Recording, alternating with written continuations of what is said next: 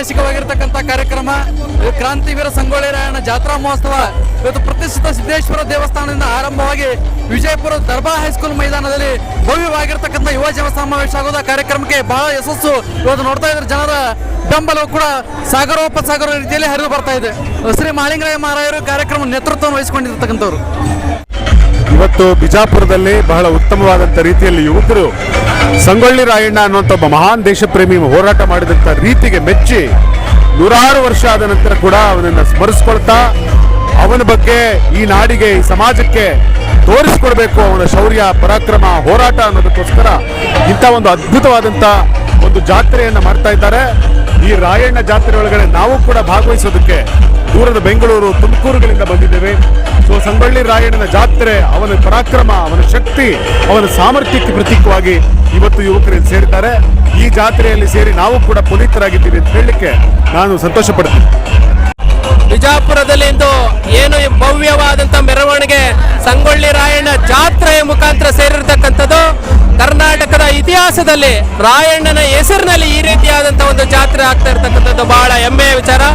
ಈ ರೀತಿಯಾದಂಥ ವೈಭವ ಪ್ರೇರಿತ ಜಾತ್ರೆ ಬಹುಶಃ ಬಿಜಾಪುರದ ಇತಿಹಾಸದಲ್ಲಿ ಇಷ್ಟರ ಮಟ್ಟಿಗೆ ಆಗಿರ್ತಕ್ಕಂಥದ್ದಿಲ್ಲ. ಇವತ್ತು ಯುವಕರ ಕಿಚ್ಚು ಎಷ್ಟರ ಮಟ್ಟಿಗೆ ಇದೆ ಅಂದ್ರೆ ಈ ಬಿಜಾಪುರದ ಗಲ್ಲಿಗಳಲ್ಲಿ ರಾಯಣ್ಣ ರಾಯಣ್ಣ ರಾಯಣ್ಣ ಎಂಬ ಘೋಷಣೆ ಮೊಳಗ್ತಾ ಇದೆ. ಇದು ಒಬ್ಬ ದೇಶ ಪ್ರೇಮಿಗೆ ನೀಡತಕ್ಕಂಥ ಒಂದು ಸನ್ಮಾನ ಅಂತ ಹೇಳಿದ್ರೆ ತಪ್ಪಾಗ್ಲಾರ್ದು.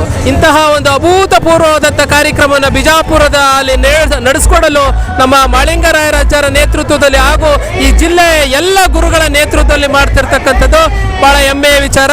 ಈ ರೀತಿಯಾದಂತಹ ಕಾರ್ಯಕ್ರಮಗಳು ಇವತ್ತು ಇಡೀ ರಾಜ್ಯದಲ್ಲಿ ಮುಂದಿನ ದಿನಗಳಲ್ಲಿ ಆಗಕ್ಕೆ ಇದೊಂದು ಸ್ಫೂರ್ತಿದಾಯಕ ಅಂತ ಹೇಳಿದ್ರೆ ತಪ್ಪಾಗ್ಲಾರ್ದು. ಇಂತಹ ಅಭೂತಪೂರ್ವ ಕಾರ್ಯಕ್ರಮವನ್ನು ಆಯೋಜನೆ ಮಾಡಿದಂತಹ ಬಿಜಾಪುರದ ಎಲ್ಲ ಹಿರಿಯರಿಗೆ ಸಮಸ್ತರಿಗೆ ಪ್ರೀತಿಯ ಧನ್ಯವಾದಗಳು.